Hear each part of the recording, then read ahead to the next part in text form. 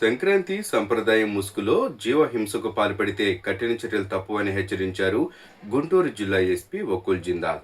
కోడి పందాలు, జూదం వంటి చట్ట వ్యతిరేక క్రీడలపై సంపూర్ణ నిషేధం. ఎస్పీ వకుల్ జిందాల్.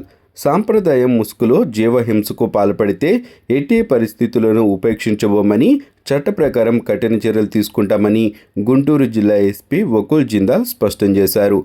సోమవారం ఒక ప్రకటన ద్వారా ఎస్పీ వకుల్ జిందాల్ మాట్లాడారు. గౌరవ ఆంధ్రప్రదేశ్ హైకోర్టు ఆదేశాల మేరకు సంక్రాంతి పండుగ సందర్భంగా గుంటూరు జిల్లాలో కోడిపందాలు, పేకాట, గుండాట, మట్కా వంటి జూద క్రీడలు నిషేధం. ఆడడం, ఆడిపించడం చట్టరీత్యా నేరమని తెలిపారు. ఈ తరహా చట్ట వ్యతిరేక కార్యకలాపాలకు పాల్పడే వారిపై కఠిన చర్యలు తప్పవని హెచ్చరించారు.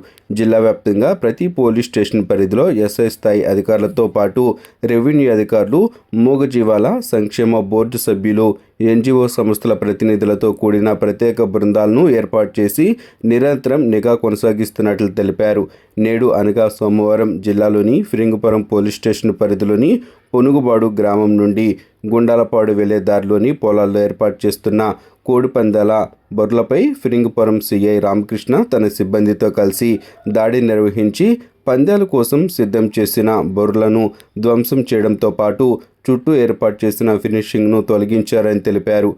కోడిపందాల బొర్లు ఏర్పాటు చేస్తున్న నిర్వాహకులను అదుపులోకి తీసుకొని పోలీస్ స్టేషన్కు తరలించి కౌన్సిలింగ్ నిర్వహించారని, అవసరమైతే చట్ట ప్రకారం చర్యలు తీసుకుంటామని హెచ్చరించారు.